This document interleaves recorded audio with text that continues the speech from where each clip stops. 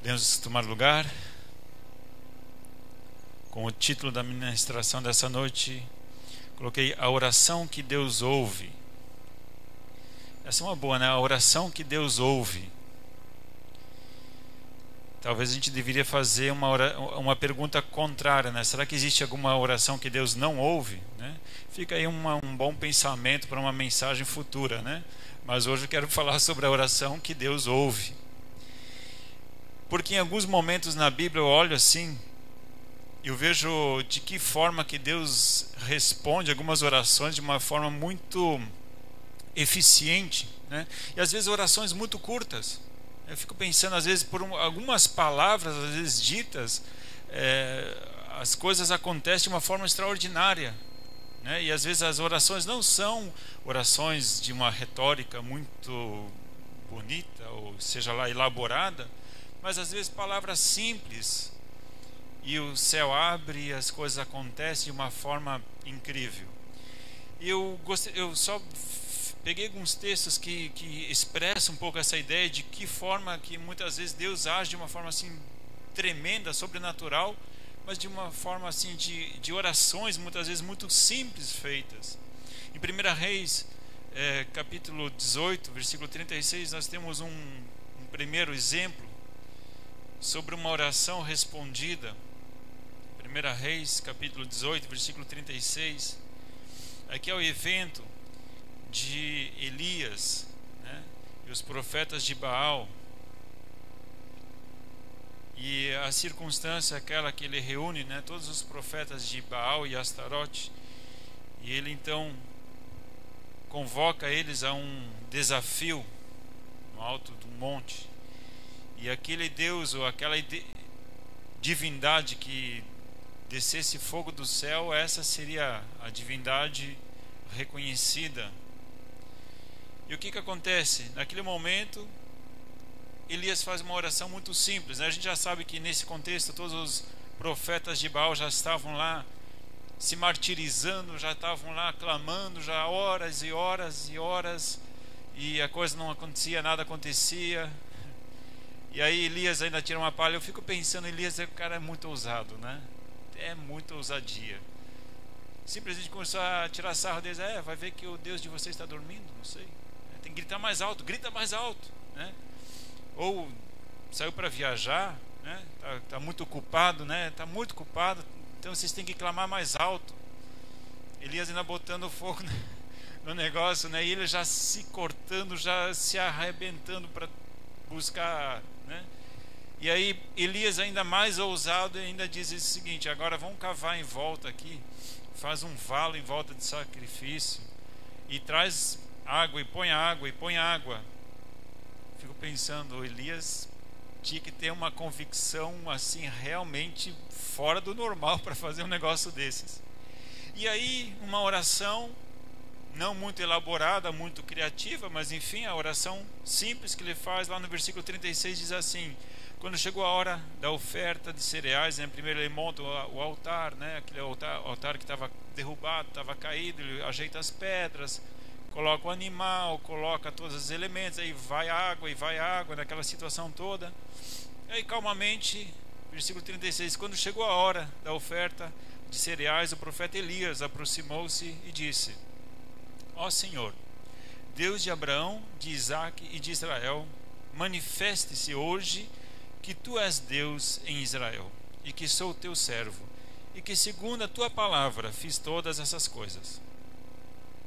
Responde-me, Senhor, responde-me, porque este povo conheça que tu, Senhor, é Deus, e que fizeste voltar o seu coração. Então caiu o fogo do Senhor. Uma oração dura 2 versículos, né? Uma oração, ele fala assim: Deus, na verdade, mostra para eles que isso tudo que eu fiz, na verdade, foi somente obedecendo ao teu mandamento, só isso. Mostra para eles que esse desafio, toda essa situação que foi criada, simplesmente é obediência.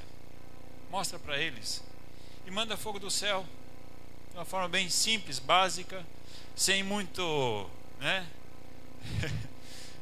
E rapidamente então cai o fogo do céu, aquilo consome toda a carne, todo o sacrifício, a água, é uma coisa sobrenatural. Uma oração simples e uma ação, e os profetas de Baal já estavam horas e horas e horas e horas clamando e nada acontecia. 1 Reis capítulo 17 versículo 1 também tem um evento novamente com Elias. Diz lá no capítulo 17 versículo 1: Ora, Elias, o tisbita dos moradores de Gileade, disse a Acabe: tão certo como vive o Senhor Deus de Israel, perante cuja face estou, nem orvalho nem chuva haverá nestes anos, senão segundo a minha palavra. Só veio avisar, né? Só veio avisar. Ó, Acabe, o negócio é o seguinte: não vai chover até que eu novamente dê a minha palavra, e aí vai chover.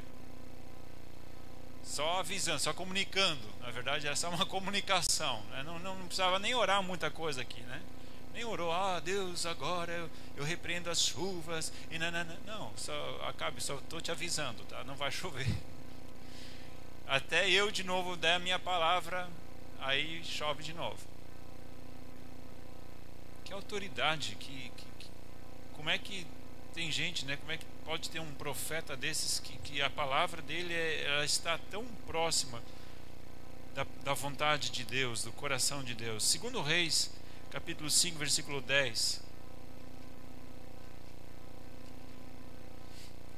Aqui é um evento que acontece com Eliseu, né, o sucessor de Elias. Da mesma forma que Deus agia através de Elias, agia através de Eliseu também. Capítulo 5 versículo 10. Aqui é a história de Naamã, que vem se curar, né, lá da Síria. Ele é general do exército, né, chefe do exército. Lá no capítulo 5 versículo 1 diz lá, né, da Síria. E aí o que acontece? Ele vem lá buscar direção com esse profeta de Deus, e ele simplesmente, no versículo 10 diz assim: Eliseu mandou-lhe um mensageiro dizendo: vai e lava-te 7 vezes no Jordão, e a tua carne te será restaurada e serás purificado. Nem veio pessoalmente receber ele. E olha que ele era um cara importante. Pensa, um chefe do exército da Síria. Naquela época a Síria estava dominando toda a região, era um pânico, né, nessa questão. E ele simplesmente manda um auxiliar falar com esse cara, manda falar com ele lá, que é só para ele se mergulhar 7 vezes lá no Rio Jordão, que está tudo certo, já vai ficar bom.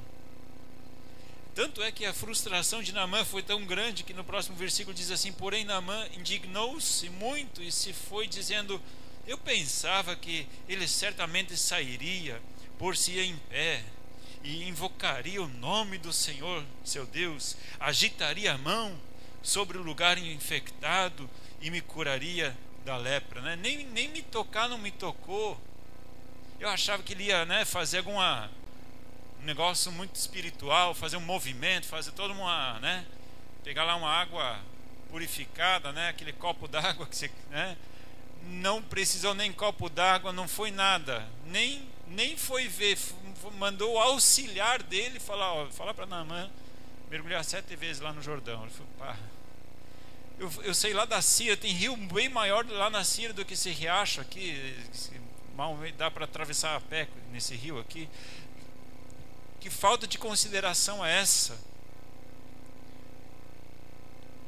Eliseu, homem temente a Deus, andava em intimidade com Deus, não fez um grande movimento, simplesmente obediência, coisa que Naamã estava por aprender, né? Porque aí ele queria já ir embora, né? Estava frustrado, não, vou para casa.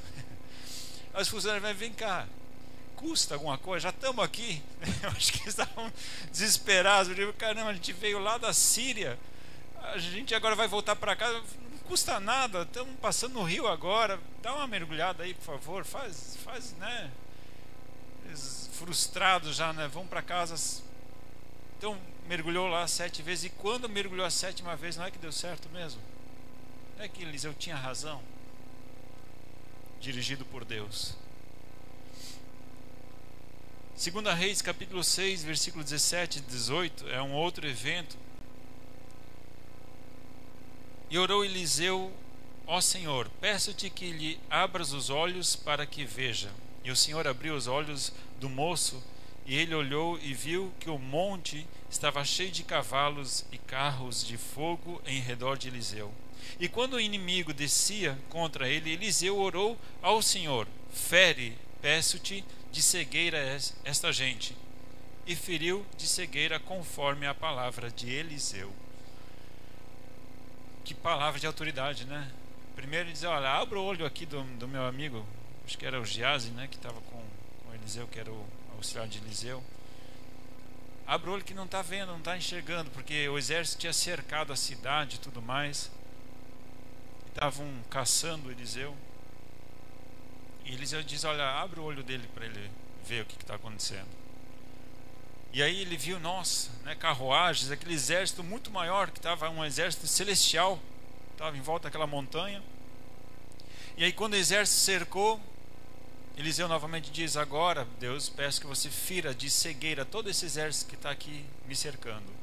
E os caras ficaram cegos. Cegos no modo de dizer, né? Porque eles só não reconheceram Eliseu, muito menos o local onde estavam. E aí eles descem lá, ele falou: olha, vou levar vocês na verdade para o lugar certo. Vocês erraram de endereço, vou levar vocês para o lugar certo, né? Totalmente cegados no entendimento, eles aceitaram, né? Eliseu foi lá, levou eles até, eu acho que, se não me engano, até Samaria, e lá então eles são dispensados depois. Mas que autoridade é essa? Não precisou uma oração extraordinária, não precisou todo um movimento. Que orações são essas? Mateus capítulo 8, versículo 26. Jesus tinha outros momentos assim que a gente fica admirado pela simplicidade na qual ele operava. Mateus capítulo 8, versículo 26. Aqui é uma cura, né? Ele lhes disse: por que temeis, homens de pequena fé? Não é cura, aqui é Jesus acalma a tempestade, né? Então, levantando-se, repreendeu os ventos e o mar, e seguiu-se grande bonança. Simplesmente repreendeu o vento, repreendeu o mar. Não precisou fazer um monte de firula. Simplesmente a palavra dele bastava. Capítulo 12, versículo 13 de Mateus. Então disse aquele homem: estende a tua mão. Ele a estendeu e ficou sã como a outra. Isso aqui é numa sinagoga, né? Jesus cura a mão atrofiada de um homem, ressequida. Estende a mão. Estendeu a mão. No momento que ele estendeu a mão, ficou boa. Que autoridade é essa? Como é que Deus responde orações de uma forma tão cirúrgica, tão precisa? O que faz de Elias, de Eliseu, de Jesus? Você pode dizer: mas também, claro, lógico, era Jesus, né? Ele era assim com o homem lá de cima. Como é que a coisa não ia acontecer mesmo, né? Capítulo 15, versículo 28. Uma outra experiência. Então respondeu Jesus: ó mulher, grande é a tua fé, seja feito para contigo como tu desejas. E desde aquela hora a sua filha ficou sã. Isso é a mulher cananeia que corre atrás de Jesus, né? Implorando para que Jesus a libertasse de um espírito maligno. Jesus não faz nem o esforço de ir na casa dela. Jesus não faz nem o esforço de ir para a casa dela. Simplesmente diz: olha, mulher, né? Ela perseverou. Ele falou: tudo bem, pode ir para casa, já deu, pode ir. Poxa, mas Jesus nem falou, né? Agora em meu nome, né? Não é em nome de Jesus, né? Em meu nome eu expulso o demônio da mulher, da menina, tal. Não, mulher, pode ir para casa, está liberta. Que autoridade! Para concluir, um último texto de Atos capítulo 3, 6. Atos 3, 6. Novamente uma experiência sobrenatural. Disse Pedro: não tenho prata nem ouro, mas o que eu tenho te dou. Em nome de Jesus, o Nazareno levanta e anda. Pronto, está feito. Curado, né, nesse caso. Levanta e anda. Não precisou horas de oração, não precisou horas de intercessão, ou enfim, seja lá o que for que a gente poderia usar aqui. O que é essas pessoas? Pedro, um homem, um pescador. Até 3,5 anos atrás ele pescava. Que autoridade? Como é que eles têm uma noção tão precisa da vontade de Deus? Como é que pode isso? Qual é o segredo, né? A gente poderia dizer, qual é o segredo de uma oração eficiente, de uma oração precisa? Em alguns desses momentos nem oração não era só uma declaração, né? Só falava, pronto, já estava acontecendo. E aí eu fico pensando em orações estéreis ou orações que não têm efeito. Mateus capítulo 6, versículos 7 e 8, Jesus ele fala que algumas orações elas são ineficientes, elas são ineficazes. O capítulo 6, versículos 7 e 8 de Mateus diz assim: e orando não useis de vãs repetições como os gentios que pensam que por muito falar serão ouvidos. Não vos assemelheis a eles, pois vosso Pai sabe do que necessitais antes de lhe pedirdes. Jesus diz, olha, não adianta, se você quer ficar, né, repetindo um monte de vezes, né, sempre a mesma coisa e tal. Somente a repetição ela não leva a um êxito na oração. A simples repetição mecânica não leva a um êxito na resposta da oração. Ele diz, porque Deus na verdade já sabe. Até antes de você pedir, Ele já sabe. Então não adianta você também ficar repetindo sempre a mesma coisa, de uma forma mecânica, de uma forma automática, desconectado. Teu coração está sei lá onde, né? A tua mente está sei lá onde, mas você está lá como um mantra. Não tem opção, não tem funcionalidade. Esse tipo de oração ela não funciona. Então eu entendi, pastor. Legal. Essa pregação é boa porque era isso que eu precisava ouvir. Então não precisa orar muito tempo. Primeira conclusão, certo? Porque oração longa, diz Jesus que não precisa. O negócio é fazer oração curta, é isso. Mais ou menos, não é bem assim. Essa conclusão que você está chegando não é bem isso. Tá? Então qual é o segredo? Qual é a ideia? Por que existem algumas orações tão eficientes no seu agir? Em contrapartida, existem outras orações que não têm eficiência. E a gente de repente tem que observar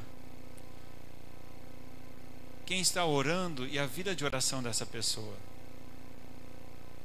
E quando a gente olha um pouco para Jesus, eu acho maravilhoso olhar para a vida de oração de Jesus. É maravilhoso, a gente aprende tanta coisa olhando para Jesus. E eu esperaria que nós aprendêssemos também tudo com Jesus, porque Jesus é o modelo ideal de cristianismo. E o próprio nome, cristianismo, significa imitador, o seguidor de Jesus. E muitas vezes nós falamos que somos cristãos, mas nós não imitamos o exemplo dele. Será?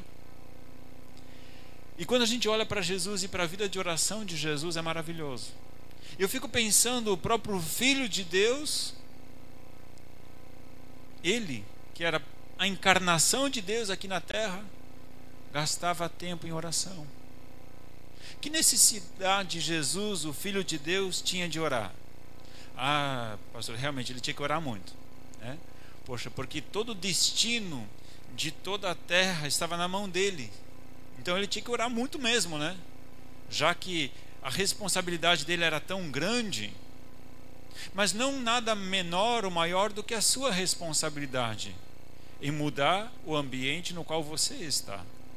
Muitas vezes eu quero que o meu ambiente mude, muitas vezes eu quero que as circunstâncias ao meu redor mudem, mas eu não tenho a capacidade que Jesus tinha de provocar mudanças. Mas o que pode provocar mudanças? O que quando Elias orava causava mudanças? Ou Eliseu orava causava mudanças? Ou Pedro orou e alterou totalmente a condição daquela pessoa que estava ali mendigando? Por que as nossas orações não têm efeito? Por que as nossas orações não são respondidas? Por que parece que eu posso usar muito mais palavras e palavras muito mais bonitas na minha oração, mas ela é ineficaz, ela não é eficiente? O que essas pessoas tinham que de repente nós precisamos olhar e aprender com elas? Se nós olharmos capítulo 2, versículo 26 de Lucas, nós vamos aprender uma coisa com Jesus.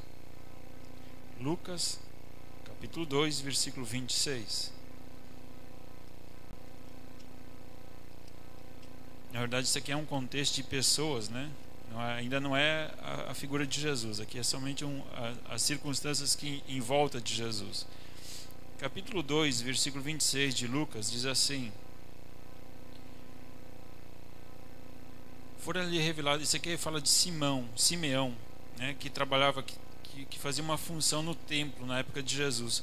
Fora-lhe revelado pelo Espírito Santo que ele não morreria antes de ver o Cristo do Senhor. Movido pelo Espírito, foi ao templo quando os pais trouxeram um menino, Jesus, para com ele procederem, né, segundo a sua lei, né, que era justamente a questão da circuncisão. Ele então o tomou nos braços, louvou a Deus, dizendo: agora, Senhor, despede em paz o teu servo, segundo a tua palavra, pois os meus olhos já viram a tua salvação, a qual preparaste perante a face de todos os povos, e luz para iluminar os gentios, para a glória do teu povo Israel. Este homem Simeão, ele já estava há anos, ele tinha uma promessa ele tinha, que ele conheceria a salvação de Israel. E passou-se tempo, anos, e pelo que parece aqui ele diz: já posso descansar, porque agora já vi a salvação de Israel. Significa que ele não era muito novo, pelo que a gente pode ler aqui, né? Porque já que ele chegou num ponto que diz: agora já posso descansar em paz, porque agora cumpriu a minha missão aqui. Esperando a glória de Deus, esperando a resposta de Deus. Nesse mesmo contexto nós temos uma outra pessoa, versículos 36 a 38, diz assim, fala aqui de uma outra pessoa: estava ali a profetisa Ana, filha de Fanuel, da tribo de Asser. Essa era avançada em idade e tinha vivido com o marido 7 anos, desde que se casara. Era viúva de quase 84 anos e não se afastava do templo, servindo a Deus em jejuns e orações de dia e de noite. Chegando na mesma hora, dava graças a Deus e falava a respeito do menino a todos os que esperavam a redenção em Jerusalém. Essa profetisa Ana, ela era uma pessoa de já 84 anos, ela tinha estado casada 7 anos, acho que era 7 anos, né? E já era viúva, né? Mas ela não se afastava do templo. Jejuns e oração, essa era a rotina dela. Jejum e oração, era a rotina dela, buscando a face de Deus. E ela, justamente naquele momento que Jesus foi levado ao templo, ela estava lá. E quando ela recebeu Jesus, né, quando ela viu Jesus, ela começou a proclamar para todas as pessoas que estavam ali uma vida de oração, uma vida de busca intensa por Deus, pela promessa de Deus. Livro de Lucas, ainda capítulo 5, versículos 15 e 16. Eu creio que esse texto é o melhor texto que resume a vida de Jesus. Acho que esse texto, para oração, esse texto aqui é o melhor texto para mim da vida de Jesus, que resume o que foi Jesus. Capítulo 5, versículos 15 e 16 de Lucas diz assim: mas a sua fama se espalhava ainda mais, e ajuntava-se muita gente para ouvi-lo, para ser por ele curada de suas enfermidades. Então essa era a realidade do dia a dia de Jesus. Aquela multidão se juntava, eles procuravam Jesus, onde é que está Jesus? E corriam para buscar ele, para serem curados, para serem ministrados, para serem libertos. E o versículo 16, ali está o segredo para que isso acontecesse. Ele, porém, se retirava para lugares desertos e orava. Versículo 15 falava de multidões. Versículo 16 fala de lugares desertos, isolamento. Qual é o segredo de multidões? O segredo é lugar deserto. Muitos pregadores querem multidões, muitas pessoas querem ser projetadas, mas não querem um lugar deserto. Pagar o preço. Por que essas pessoas buscavam cura e milagres? Ou por que essas curas, esses milagres aconteciam? A resposta está no versículo 16. Jesus fugia das multidões. Jesus fugia das multidões e se escondia para estar a sós com o Pai. E ali ele buscava e recebia estratégias de Deus de como atuar no meio das multidões. Como mudar a realidade dessas pessoas, como transformar o ambiente dessas pessoas. Ele buscava no isolamento. No isolamento. É no isolamento que ele recebia todo o poder e a autoridade para quando ele se colocasse no meio da multidão, ele soubesse exatamente como atuar. Jesus, ele mantinha uma vida de oração intensa. Marcos capítulo 1, versículo 33 nos dá uma noção do que era a vida de oração de Jesus. Marcos 1, versículo 33 diz assim: toda a cidade se ajuntou à porta e Jesus curou a muitos doentes de diversas enfermidades, expulsou muitos demônios, porém não permitia que eles falassem, porque o conheciam. Levantando-se de manhã, muito cedo, ainda escuro, saiu e foi para um lugar deserto e ali orava. Procuravam-no Simão e os que com ele estavam, achando-lhe, disseram: todos te buscam. Jesus, porém, lhes disse: vamos às aldeias vizinhas, para que eu ali também pregue. Foi para isso que eu vim. E aí no último versículo: pelo que foi por toda a Galileia, pregando nas sinagogas deles e expulsando os demônios. O que lhe dava autoridade? A noite anterior ela foi intensa, né? Curas, milagres, a coisa acontecendo e tal, aquela coisa. Fico pensando, até altas horas deveria ter gente na frente da porta ali, buscando Jesus e querendo falar com Jesus, e Jesus resolve o meu problema, e aquela coisa toda tal. E chegou a noite de madrugada, já ainda era escuro, ele já levantou. Mas ele era filho de Deus? Ele não era filho de Deus? Ele não era Deus na terra? Ele precisava orar tanto assim? Se Jesus, filho de Deus, precisava orar tanto assim, quanto mais nós, né? Fico imaginando. E aí ele buscava lugares desertos. Aí os discípulos começaram a procurar ele. Cadê Jesus? Cadê Jesus? Sumiu. E quando acharam, eles disseram: Jesus, mas está todo mundo te procurando, você sumiu, o que você foi fazer? Ele estava fazendo uma coisa muito importante, estava orando. E naquele momento ele diz: vem, levantamos agora e vamos para outra cidade. Mas Jesus está arrebentando agora. A galera está pedindo por você. Tá tudo, já sabem onde é que você está morando agora. Aqueles que estavam ontem foram curados, estão trazendo outras pessoas. A coisa vai bombar aqui, vamos fazer uma igreja. Vai bombar. Jesus diz: não, vamos para outra cidade agora. E assim ele foi por toda a Galileia pregando. Estratégias são dadas no secreto. Palavras são mencionadas no secreto. Direção a gente recebe no secreto. Você quer um ambiente diferente onde você está? Você quer um ambiente diferente no seu trabalho? Você quer um ambiente diferente na sua família? Você quer um ambiente diferente onde você vive? O que você tem feito para que isso mudasse? Jesus, ele mudava o ambiente das pessoas porque ele era uma pessoa que sempre estava num ambiente diferente. Qual que era o ambiente no qual Jesus estava conectado no céu? Aquele é o ambiente que muda esse ambiente aqui. Não tem como a gente mudar este ambiente aqui sem que a gente não tenha contato com o ambiente lá do alto. Jesus tinha isso. Jesus tinha isso. Marcos capítulo 6, versículo 45 em diante. Marcos capítulo 6, versículo 45 em diante diz assim: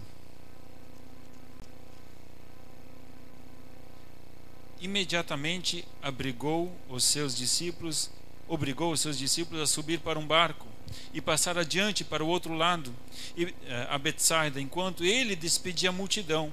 Tendo-os despedido, subiu a um monte para orar. Sobrevindo à tarde, estava o barco no meio do mar, e ele sozinho em terra.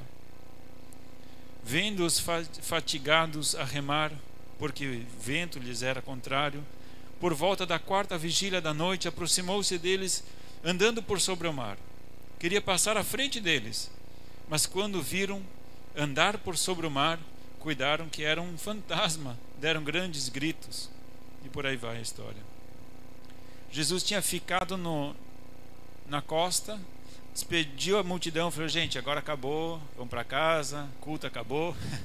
Parece aqui às vezes na igreja, né? Vamos para casa, né? Antes do Covid, agora não precisa falar muita coisa, né? Porque agora acabou o culto, o pessoal vupt, né? Agora, tempo atrás era assim, né? Vamos para casa, galera, vamos, né Nilfa, né? Sempre a Nilva tem que lembrar a gente, né? Aquele famoso texto bíblico, né? Mas enfim, a questão era que Jesus despediu a multidão. Por quê? Porque ele precisava ficar sozinho. Mandou os discípulos já para o outro lado, e no meio da oração, enquanto ele estava orando, viu o barco e a luta dos discípulos. Aí já pensou: isso aqui vai dar ruim, vou ter que ajudar eles, né? E aí ele simplesmente, bem tranquilamente, estava andando, né, sobre a água, coisa mais normal desse mundo, né? Quem ainda não andou em cima da água, né? Surfistas que eu digo, simplesmente caminhando sobre a tempestade, chegou até no barco. A gente seria como os discípulos, né? No meio da tempestade. Eu principalmente fico pensando em 2020, né? A coisa já está tão ruim em 2020, é tanta tempestade, tanta luta, que quando a gente vê uma solução, acha que é um problema. Eu acho que isso aqui deve ter acontecido no ano de 2020, não sei, desconfio. O que é isso, né? Quando a gente vê, parece que aparece uma solução, né? A gente já olha como sendo problema, né? Mais uma coisa para... Mas o que acontece? É Jesus no meio da tempestade. Precisamos enxergar Jesus no meio da tempestade. Como nós vamos enxergar Jesus no meio da tempestade? Em silêncio com Deus, fazendo aquilo que ele fazia. Ele fez tanto. Era noite, era de manhã, era horário que ele conseguia, ele estava com o Pai. E Jesus era o filho do Pai. Ele era 5 homens lá de cima. E ainda assim uma vida intensa de oração. Você é cristão? Você é seguidor de Jesus? Amém? Tem alguns já meio ressabiados de falar amém, né? Vamos imitar o exemplo de Jesus? Jesus, ele é um modelo, ele é um molde para a gente se espelhar nele. Ele é inspirador. Mateus capítulo 17. Aprendendo a orar com Jesus, né? Que bênção. Mateus capítulo 17, versículo 18 em diante. É uma outra circunstância onde um pai traz o filho endemoniado, o filho todo encapetado, os discípulos saem, o demônio não sai, sai, não sai, sai, não sai, sai, não sai. Não sei se você já viu essa cena. Sai dele, não sai, sai dele. Aí o demoniado dá risada, não sai. Quem é você? Né? Aquele bate-papo saudável, né? E vai, nada acontece, nada acontece, nada acontece. E aí vem Jesus. Aí vem Jesus. Jesus repreendeu o demônio e este saiu do menino. Desde aquela hora o menino ficou são. Pronto. Tão fácil. Então os discípulos, aproximando-se de Jesus, em particular, perguntaram: por que não pudemos nós expulsá-lo? Porque os discípulos já tinham tido várias experiências de repreender espíritos maus, porque se você for verificar até mesmo, eles já tinham sido enviados, né, para pregar o evangelho, e eles estavam tão empolgados, né, que até os demônios se submetiam a eles, aquela coisa toda, né, maravilhados. E nessa hora, sai, não sai, sai, não sai, sai, fica aquela coisa toda e não teve jeito. Eles já tiveram experiências sobrenaturais com Deus, já tinham sido usados com libertação, com curas e lá vai, né? Mas chegou neste momento, estavam limitados. Chegou um ponto que eles não tiveram discernimento. Eles estavam indignados. Jesus, que esse negócio, que deu? Daqui a pouco vamos chegar na resposta.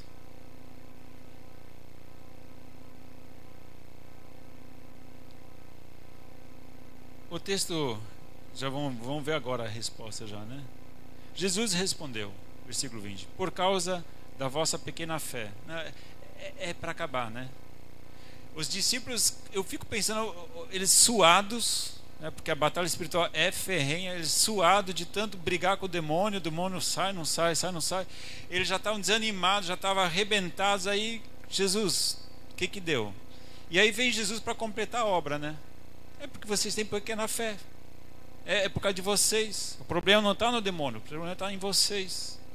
Tudo que eles precisavam ouvir nessa hora, né? Mas Jesus é mestre nisso, né? Quando você está arrebentado, você, Jesus, eu não aguento mais. Jesus, eu vou largar tudo, vou jogar tudo para o alto. Aí Jesus só dá uma risada, você não sabe de nada, rapaz. Você só está começando.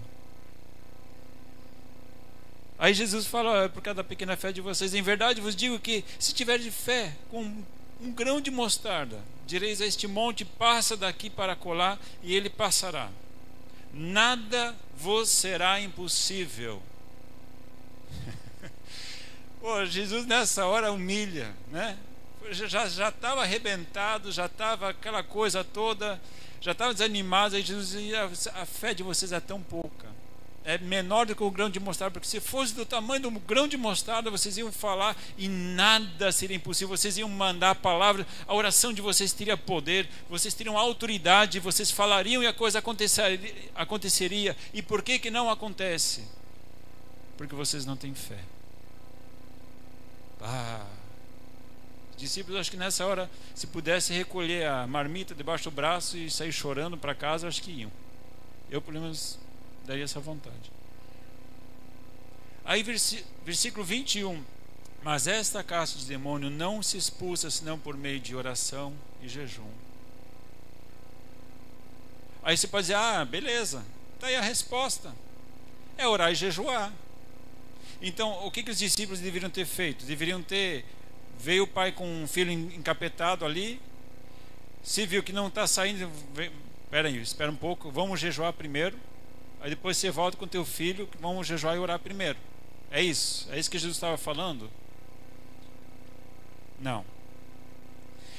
A prática do jejum e da oração deveria ser contínua, uma vida de oração, uma vida de jejum, porque isto iria capacitá-los e habilitá-los a ter autoridade sobre algumas castas de demônios que eles não tinham. Era o quê? Não é que naquele momento faltou jejum e oração. O jejum e oração faltou tempo antes.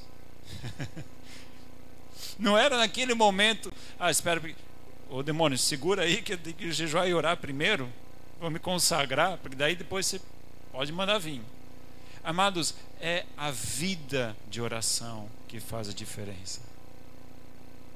Não é aquele momento. Porque eu peguei só aqueles textos de falou, aconteceu, falou, aconteceu, falou, aconteceu. Mas, gente, isso é ilusório, isso não existe. O que existe é você semear uma vida de oração, para então você discernir a vontade de Deus.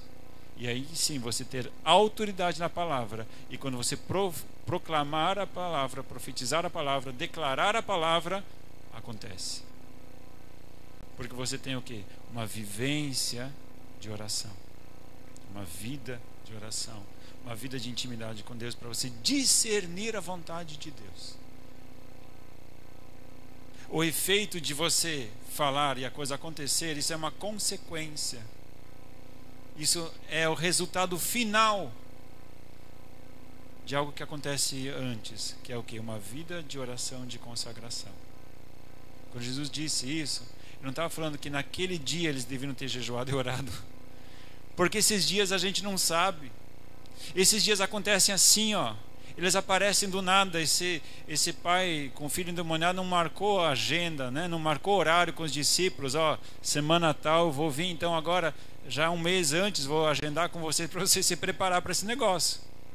Tem coisas na vida, amados, que Deus não manda recado antes. Elas aparecem da noite para o dia. E se você não está equipado, se você não está preparado, ter uma vida de preparação, como Ana profetiza, como Simeão. E quando a gente olha para Elias e para Eliseu, eles mantinham uma vida de oração. E quando muitas vezes as situações aconteciam e vinham para eles, às vezes Deus já tinha adiantado para eles: olha, vai vir um cara assim, assim, assado. E fala isso para ele. Tanto é que num momento o próprio Eliseu, se não me engano, Eliseu, ele é pego de surpresa, porque veio a mãe cujo filho ele tinha orado e a mulher engravidou, o filho dela tinha morrido, e a mãe veio falar com ele, e ele diz: olha, Geazi, espera um pouco aqui, porque Deus, ela está muito angustiada e Deus não me revelou por que ela viria falar comigo. Significa que várias vezes o normal para ele era que Deus já avisava de antemão a pessoa que viria falar com ele, já dava a resposta de antemão. Por isso que quando Naamã chegou, ele já estava com a resposta certa na língua já. Acabou de chegar, fala lá para o homem que ele já pode voltar para casa. Assim, assim, assado. Pronto, acabou. Por quê? Naquele momento ele recebeu a palavra. Não, porque ele tinha uma vida de consagração. Amados, eu temo que nesses últimos dias algo tem tomado o lugar da oração.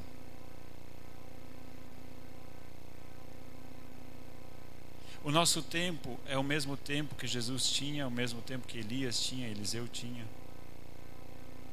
As prioridades nossas, eu creio que elas têm mudado. Eu temo isso.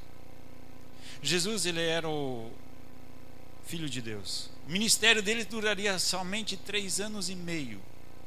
O ministério de Jesus somente teria 3. Jesus tinha 3 anos e meio para fazer com que o mundo fosse impactado pela palavra dele, que até hoje nós estamos pregando. Jesus tinha 3 anos e meio. O tempo dele era o mais precioso possível. O que você faria se você soubesse que você somente tem 3 anos e meio na tua profissão? O que você faria? Que prioridade você tomaria? Você que é empreendedor, você que é empresário, uma empresa depende de você. Você tem 3 anos e meio para organizar a tua empresa, criar a tua empresa, fazê-la desenvolver e concluir ela de uma forma com tanto êxito que anos depois ela tem que estar em pé. Que prioridade você tomaria? Você perderia tempo com alguma coisa? Com o que você aplicaria o seu tempo? Você é estudante, você está fazendo faculdade, você quer se formar. O tempo é precioso, você tem que trabalhar e estudar ao mesmo tempo. Com o que você gastaria o tempo? Você iria usar o teu tempo de uma forma de qualquer jeito você iria calcular bem certo o tempo que você tem. Quais seriam as prioridades que você colocaria? Eu fico pensando em Jesus. Ele gastava horas em oração, no ministério de 3 anos e meio. E ele era filho de Deus. Qual é a sua prioridade? O que você quer alcançar? Por quanto tempo você quer que o teu trabalho renda daqui para frente? Qual é a eficiência da sua oração? Por que as coisas não acontecem? Por quê? Por quê? Por que o teu ambiente não muda? Por que meu ambiente eu não vejo o sobrenatural de Deus? Por quê? Será que é porque alguma coisa tomou o lugar da oração na sua vida? Podemos estar conectados e gastar 1 hora em redes sociais e é tão fácil, tão rápido que a gente nem percebe. Não conseguimos gastar 5 minutos de joelho orando. Será que não tem alguma coisa errada? Será que não tem alguma coisa tirando o tempo, o meu tempo com Deus, a prioridade minha? E às vezes a gente fica admirado porque as coisas não acontecem. Jesus, um homem de oração. E o ambiente no qual ele estava mudava. A palavra dele tinha autoridade. Ele falava, a coisa acontecia. Pedro, naquele momento, né?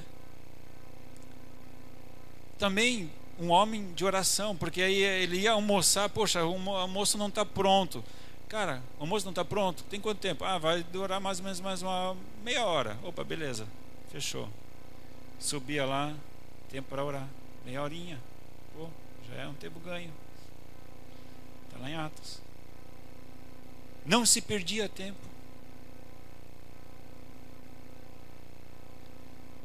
Alguma coisa precisa mudar.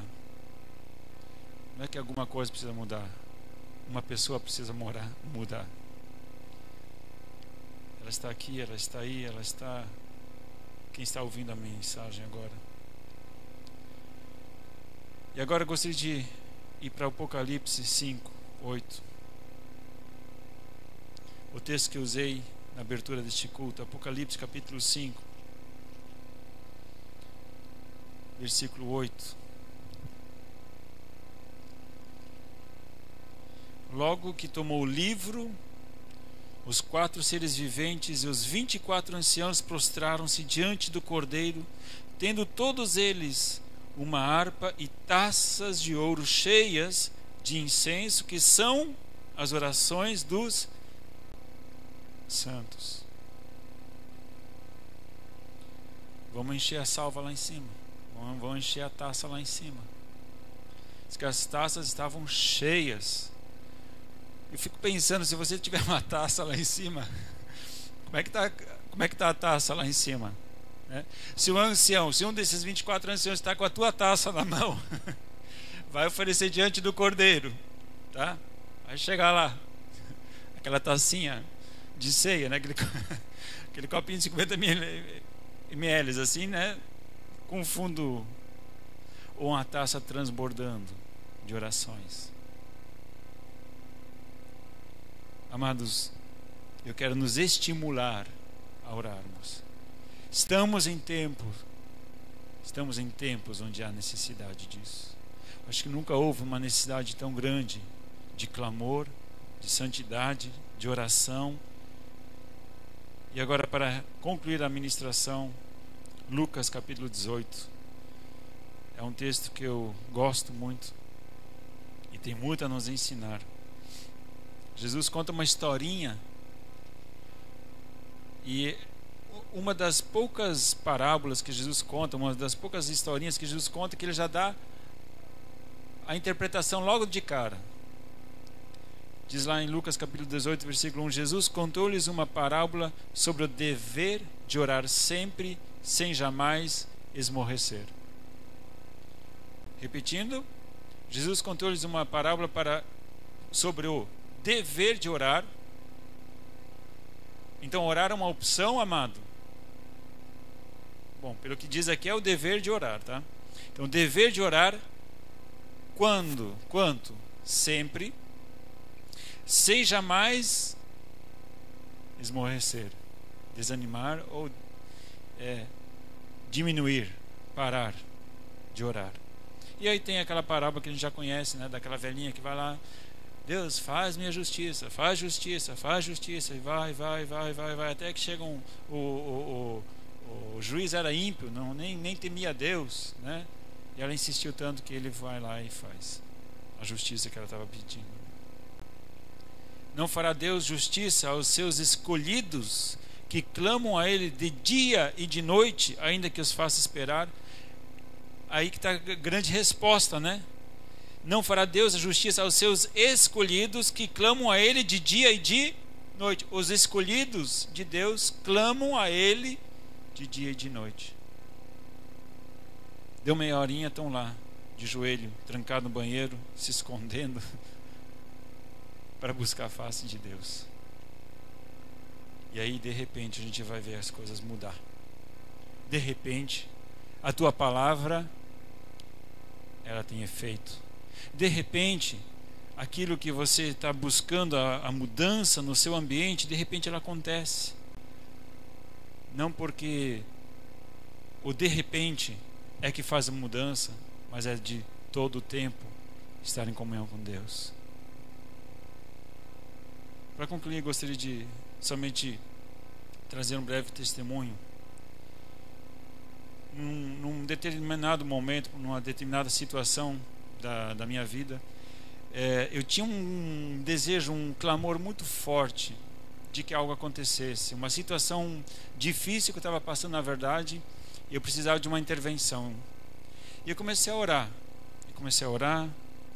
E todas as noites eu lembrava dessa oração. Todas as noites. Todas. Isso foi meses. E a noite já chegava, eu ia dormir. Aí eu fechava o olho e falava, Deus, você já sabe, né? Já sabe, né, Deus? Eu estou aí de novo, né, pedindo sobre aquela situação. Você lembra, Deus, né? Eu sei que você está muito ocupado, né? Deus é um cara ocupado, né? Pense alguém ocupado. A Bíblia diz que Deus, ele alimenta até os pássaros, né? Às vezes eu falo, Deus, não sei se já alimentou os pássaros. Você deu um tempinho aí, eu queria falar contigo, né? E todas as noites, Deus, a minha causa, eu não estou satisfeito. Alguma coisa tem que acontecer. Isso não pode ficar assim. Meses de oração. E chegou uma noite, já era tradicional, né? Não eram somente vãs repetições, como a Bíblia. Não é que a Bíblia te proíbe de você repetir a mesma oração, porque tanto é que nesse texto ele até nos estimula a perseverar na oração, e você vai ter que repetir várias vezes. Só que não é que você fica lá repetindo a mesma coisa sem pensar naquilo. Você está clamando, você está quebrantado, você está chorando na presença de Deus. Chegou numa noite, eu fui orar. Fechei o olho. E quando eu ia começar a falar, ele... Deu. Como? Deu. Não precisa orar. Eu senti no meu coração quando Deus dissesse, deu. Já ouvi. Gente, eu não orei mais. Simplesmente parei de orar. Tinha uma convicção no meu coração tão forte que Deus ouviu a minha oração, mas as coisas não mudaram no outro dia. Nem dali a 2 dias, nem dali a uma semana. Acho que demorou mais um mês. E a resposta veio. Sabe por quê? Porque a salva, ou o cálice, encheu. Existe uma medida para o nosso clamor lá no céu, não sei como é que Deus mede isso, né? Mas que chega um momento que ele diz, olha, já ouvi, está registrado, agora só espera, eu vou responder. Mas até então o trabalho é nosso. Amado, eu quero te estimular a conquistar coisas, lugares mais altos no Senhor.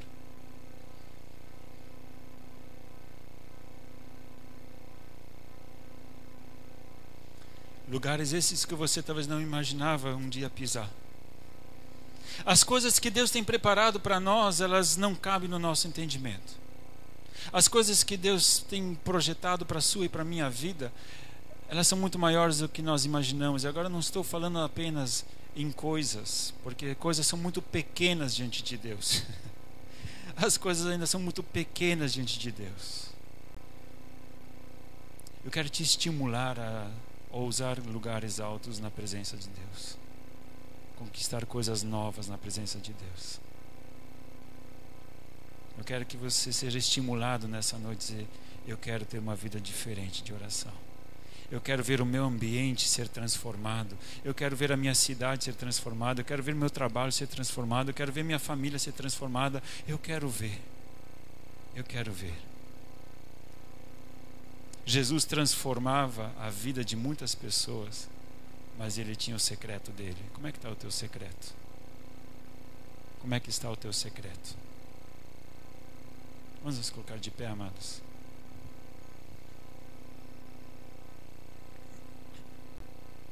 Se você entendeu a palavra de Deus nessa noite, eu gostaria de te convidar neste momento a trazer uma resposta a Deus.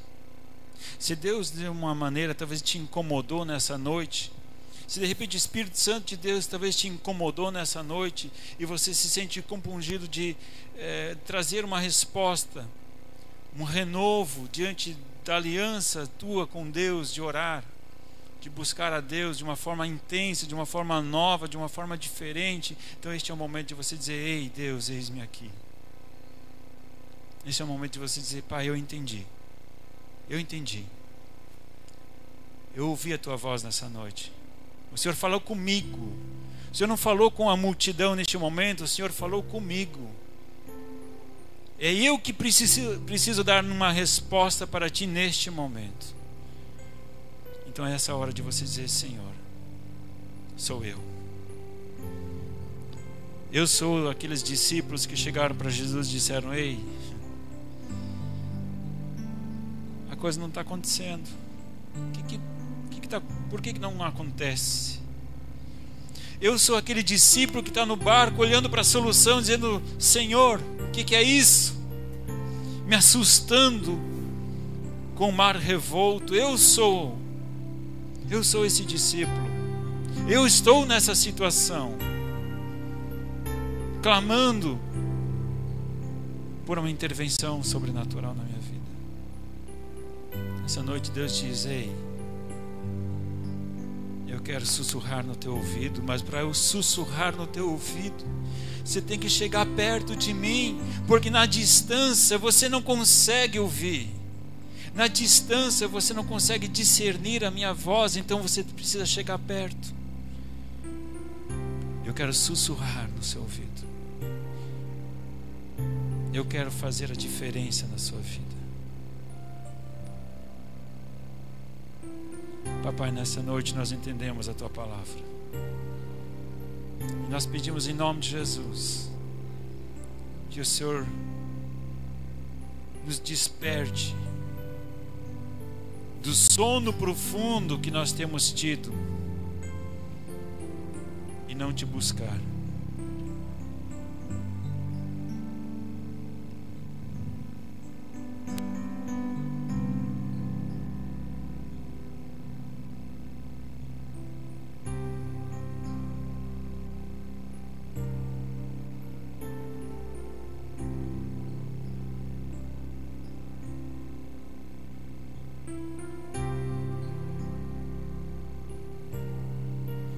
Deus, nós damos liberdade para que o teu Espírito nos incomode, para nos constranger, para nós buscarmos a ti.